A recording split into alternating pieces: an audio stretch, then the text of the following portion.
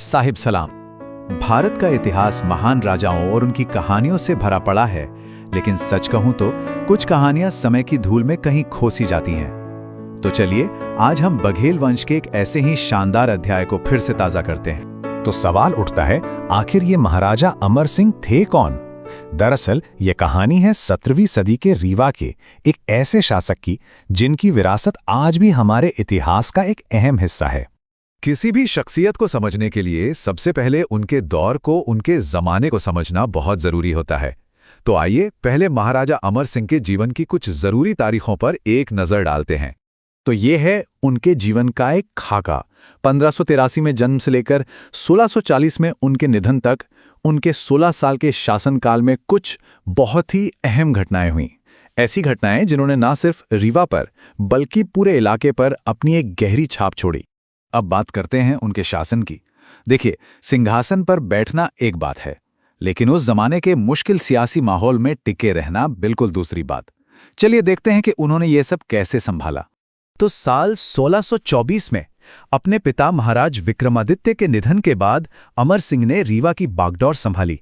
ये सिर्फ एक रस्म नहीं थी, ये एक पूरे राज्य की, एक पूरी रियासत की जिम्मेदारी थी जो अब उनके कंधों पे थी।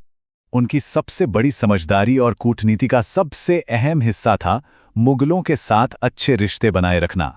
सोचिए, उस वक्त के सबसे ताकतवर साम्राज्य के साथ दोस्ती, ये सिर्फ एक गठबंधन नहीं था, बल्कि अपने राज्य की सुरक्षा की गारंटी भी थी।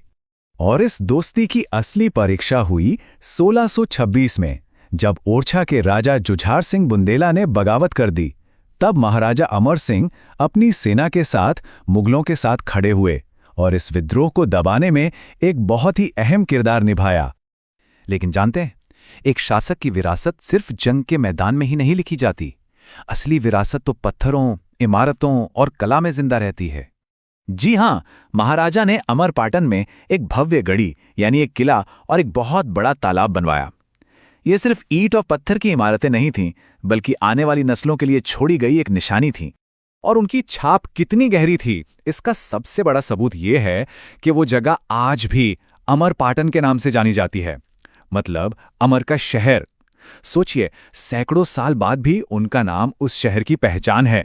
मतलब वो सिर्फ एक रणनीतिकार और निर्माता ही नहीं थे, महाराजा अमर सिंह कला और साहित्य के भी बहुत बड़े संरक्षक थे। उनके दरबार में कलाकारों और कवियों को खास जगह दी जाती थी। उनका दरबार उस दौर के टैलेंट का एक सेंटर बन गया था। नीलकंठ और भूपति राय जैसे बड़े कवियों को वहां पनाह मिली और उन्होंने महाराजा के सम्मान में अमरेश विलास जैसे शानदार महाकाव्य लिखे। तो 16 साल के एक शानदार शासन के बाद उनकी कहानी अपने आखिरी पड़ाव पर पहुंची और यहीं से रीवा के इतिहास में एक नए दौर की शुरुआत हुई। सन 1640 में महाराजा अमर सिंह का निधन हो गया और उनके जाने के साथ ही रीवा राज्य के एक अहम युग का अंत हो गया। और यहीं पर कहानी एक बहुत ही दिलचस्प मोड़ लेती है।